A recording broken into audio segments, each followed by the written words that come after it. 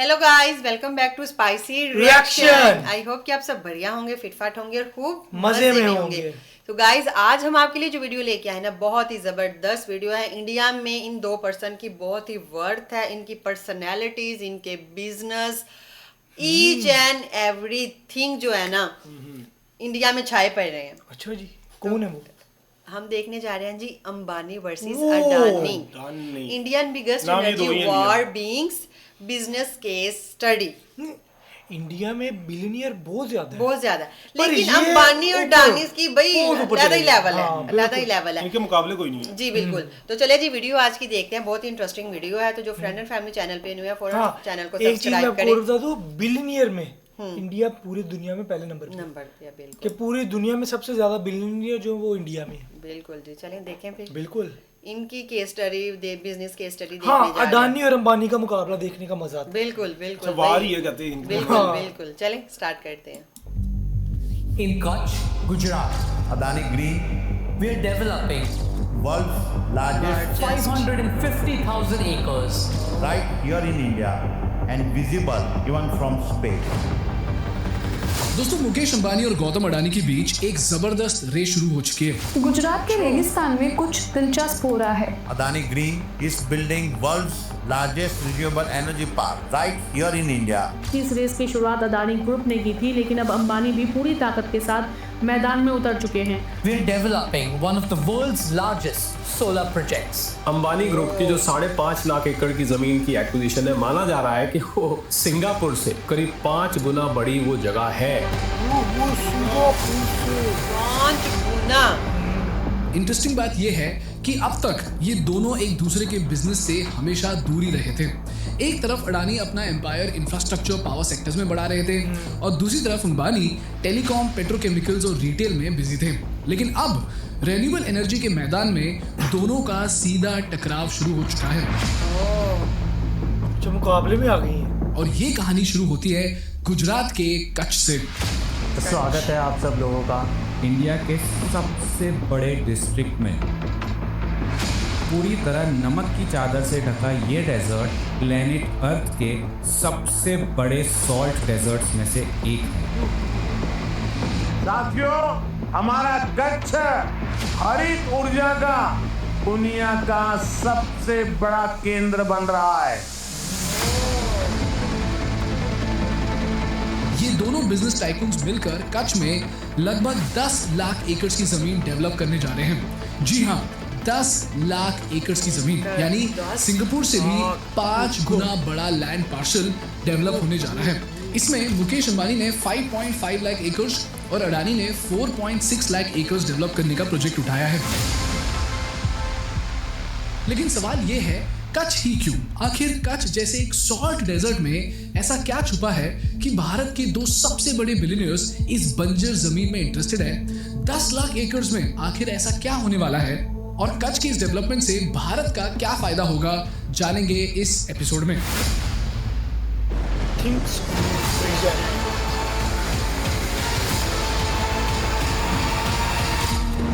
अच्छा, इस तरह की वीडियो देखने का मजा भी आता है। चलें जी देखते हैं। दोस्तों, ये चैनल ज़ेरोदा और थिंक स्कूल का एक जॉइंट इनिशिएटिव है जिसके माध्यम से हम भारत को वर्ल्ड क्लास बिजनेस एजुकेशन देना चाहते हैं। तो अगर आप भी बिजनेस सीखना चाहते हो तो प्लीज हमारे चैनल को सब्सक्राइब करो। आपके लिए तो ये लाइक और सब्सक्राइब फ्री है, लेकिन हमारे लिए ये बहुत बहुत जरूरी है। बिल्कुल जी। दोस्तों, कच्छ में 3 चीजें हैं जो उसको आज की डेट में एक गोल्ड माइन बनाती है। पहला एडवांटेज है टॉरिड जोन का। दोस्तों, torrid zone tropic of Cancer और ट्रॉपिक ऑफ कैप्रिकॉर्न के बीच के एरिया को माना जाता है कि वही हिस्सा है जहां सबसे ज्यादा सनलाइट रिसीव होती है। यही region heavy rainfall, dense forest और मॉनसून क्लाइमेट्स के लिए जाना जाता है और इंडिया, ब्राजील, इंडोनेशिया, नाइजीरिया जैसे देश इसी टॉरिड जोन में पड़ते हैं और कच्छ इंडिया के भी सबसे सनी रीजन्स में से एक है।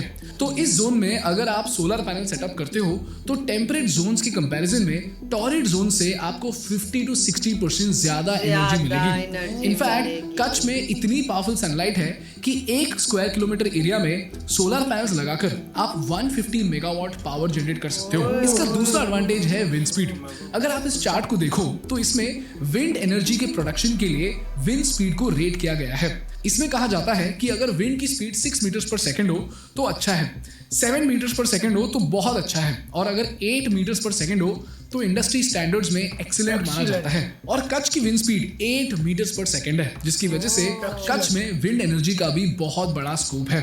और इंटरेस्टिंग बात यह है कि जब दिन में सोलर एनर्जी प्रोडक्शन मैक्सिमम होती है तब विंड स्पीड कम होती है, और रात को जब सोलर एनर्जी जीरो होती है तब कच्छ में विंड की स्पीड सबसे ज्यादा होती है। तो अगर आप यहाँ सोलर और विंड एनर्जी प्लांट लगा दो तो आपको 24/7 इलेक्ट्रिसिटी प्रोड्यूस करने का मौका मिलेगा।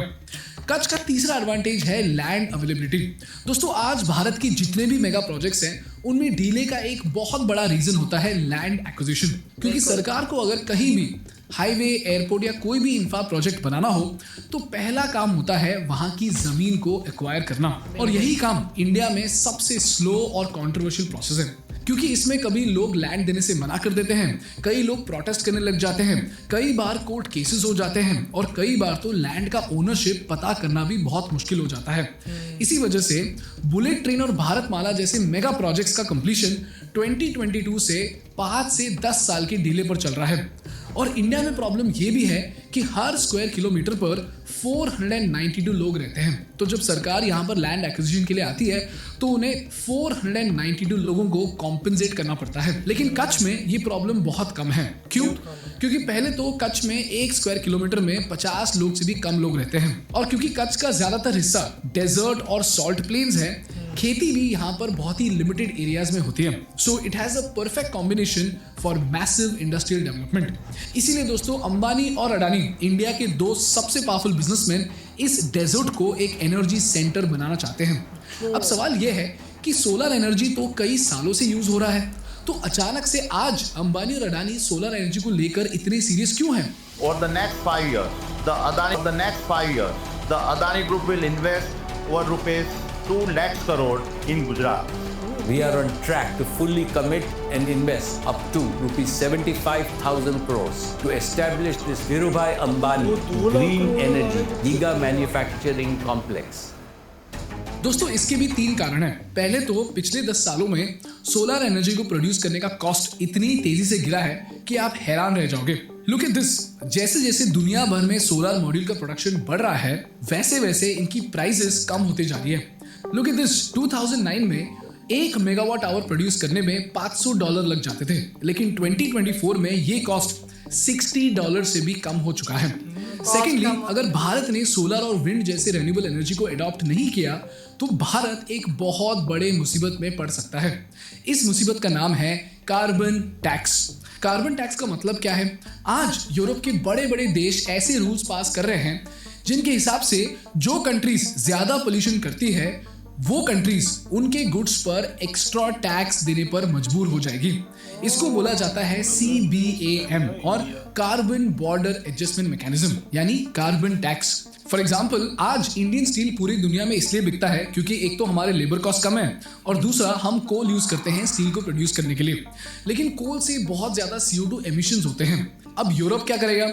यूरोप बोलेगा कि भाई इंडिया ने ना कोल यूज करके 1 टन स्टील बनाया है, जिसकी वजह से 2.2 टन यानी 2200 किलो CO2 एमिट हुए हैं। तो यूरोप बोलेगा तुम्हें एवरी टन ऑफ कार्बन के लिए 6,000 to 10,000 रुपीज एक्स्ट्रा टैक्स देना पड़ेगा। अब इससे क्या होगा?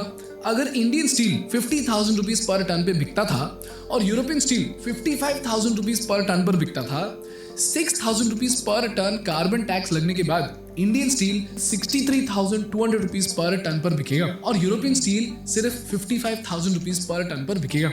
अब आप मुझे बताओ, यूरोपियन कंस्ट्रक्शन कंपनीज कौन सी कंपनी से स्टील खरीदेगी?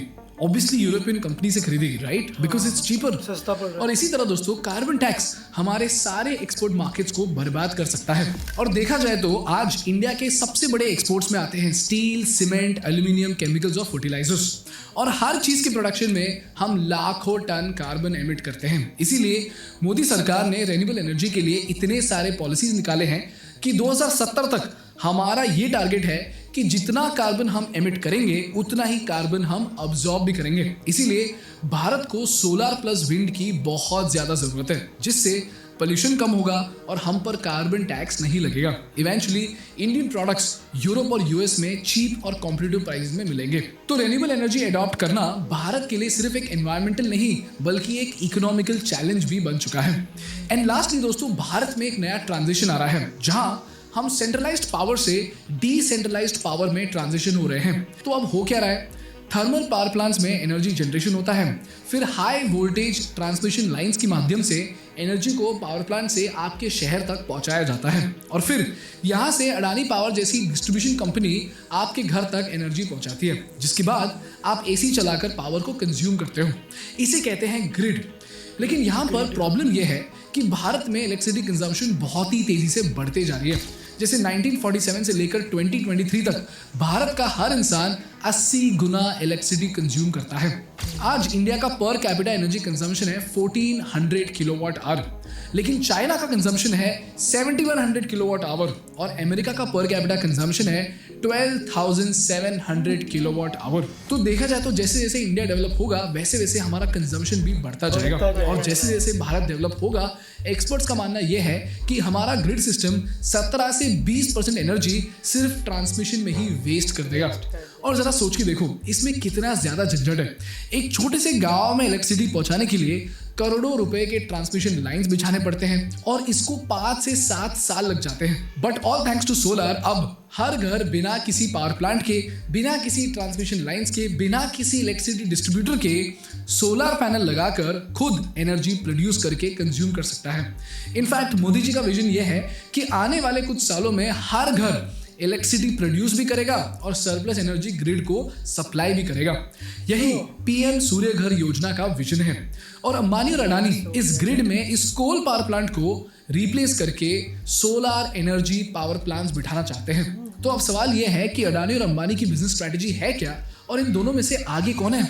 दोस्तों, इंडिया के रिन्यूएबल एनर्जी वैल्यू चेन को 3 हिस्सों में बांटा जाता है, अपस्ट्रीम, मिड स्ट्रीम और डाउनस्ट्रीम। अपस्ट्रीम में होता है manufacturing of solar panels, wind turbines और बैटरीज। मिड स्ट्रीम में होती है एक्चुअल पावर जनरेशन और डाउनस्ट्रीम में इलेक्ट्रिसिटी को ग्रिड्स के जरिए देश के कोने कोने तक पहुंचाया जाता है। अब रिलायंस का फोकस पूरा अपस्ट्रीम को कंट्रोल करने पर है, इसीलिए रिलायंस जामनगर में 5000 एकर्स का एक गीगा कॉम्प्लेक्स बना रहा है। यहाँ पर सोलर पैनल्स, बैटरीज और फ्यूल सेल्स सब कुछ मैन्युफैक्चर किए जाएंगे। और अडानी क्या कर रहे हैं, वो अपस्ट्रीम पर कम और मिड स्ट्रीम और डाउनस्ट्रीम पर ज्यादा फोकस कर रहे हैं। आज अडानी के पास 15 गीगावाट रिन्यूएबल एनर्जी कैपेसिटी है जिसको वो 45 to 50 गीगावाट आवर तक पहुंचाना चाहते हैं। लेकिन सबसे बड़ा ट्रम्प कार्ड अडानी के पास है ट्रांसमिशन एम्पायर का, जहां अडानी के पास 26,000 किलोमीटर से ज्यादा प्राइवेट ट्रांसमिशन लाइंस हैं जो कि आज घर घर तक इलेक्ट्रिसिटी पहुंचाती है।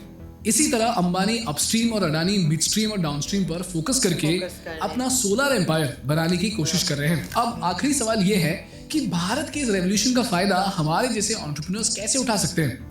दोस्तों, पहले तो पीएम सूर्य घर योजना की वजह से हर स्टेट में एक सोलर बूम आ चुका है। तो सोलर सर्विसिंग कंपनीज जो कि इंस्टॉलेशन और मेंटेनेंस करती हैं उनको बहुत ज्यादा बिजनेस मिलेगा। सेकेंडली, आप सोलर स्क्वायर, वारी एनर्जी और विक्रम सोलर जैसे कंपनीज का फ्रेंचाइज या डीलरशिप खोल के अपना खुद का बिजनेस भी खड़ा कर सकते हो। एंड लास्टली, अगला बड़ा सोलर अपॉर्चुनिटी है बैटरी स्टोरेज और स्किल डेवलपमेंट का। आने वाले 2-3 सालों में सोलर पैनल्स के साथ साथ बैटरीज की डिमांड भी बढ़ने वाली है। साथ ही सोलर इंडस्ट्री में ट्रेंड मैन पावर की सबसे ज्यादा कमी है। तो अगर आप इनमें से किसी भी अपॉर्चुनिटी को टैप करते हो तो आप भी एक सस्टेनेबल बिजनेस खोल सकते हो। ये है दोस्तों अंबानी और अडानी के सोलर रेस और गवर्नमेंट ऑफ इंडिया के सोलर रेस उनकी लगी हुई है आपस में। वाकई जी वाकई। ये तो आपस में एक वॉर चल रहा है। वॉर क्या है, एक बंदा है जो फर्स्ट लेवल पे काम कर रहा है, एक बंदा जो सेकंड और थर्ड दोनों चीजों पे काम कर रहा है। अच्छा, ये जो मेन काम है ना वो अडानी ही कर रहा है। इस फील्ड में अडानी ही था सबसे पहले, अब अंबानी ने भी कदम रख दिया है। लेकिन ये देखिए कि उनकी वे ऑफ थिंकिंग, उनका जो दोनों का तरीका यही है कि भारत को आगे लेके जाना है। भारत हर काम जो भी करना है भारत के लिए करना है। और कि वो सोलर पैनल एक लगा रहे प्रोजेक्ट बहुत बड़ा, अच्छा, वो जिस एरिया में लगा रहे हैं ना, उस एरिया में सबसे बेहतर, हाँ, करके उसमें वो है कि सबसे बेहतर चीज़ है कि वहाँ पे हवा, वहाँ पे सनस्क्रीन, मतलब ये सारी चीजें आपको इजीली प्रोवाइड हो रही हैं और सबसे ज्यादा, हाँ, सबसे ज्यादा उधर मिल रही है, यहाँ पे मिल रही है। इसी वजह से उन्होंने वो एरिया जो है ना, वो उधर एरिया कह रहे में हैं कि बिजली ज्यादा बनेगी। अगर मतलब सिंगापुर है ना, 5 गुना बड़ा प्रोजेक्ट, 5 गुना बड़ा वो प्रोजेक्ट लगा रहे हैं। तो सिंगापुर इतना सा सिंगापुर, उससे 5 वैसे गुना इतना बड़ा नहीं है कि प्रोजेक्ट लग रहा है। उसमें इतना सा नजर आ रहा है, इतना वो सिंगापुर नहीं है। सिंगापुर वो जितना उन्होंने दिखाया उस हिसाब से नहीं है, वैसे इतना सिंगापुर नहीं है, लेकिन ये है कि उसके 5 गुना ज्यादा बड़ा उसमें प्रोजेक्ट लगा रहे हैं। और यार वीडियो में जो इंटरेस्टिंग एरिया में देखा जाए तो जो ज्यादा एरिया वो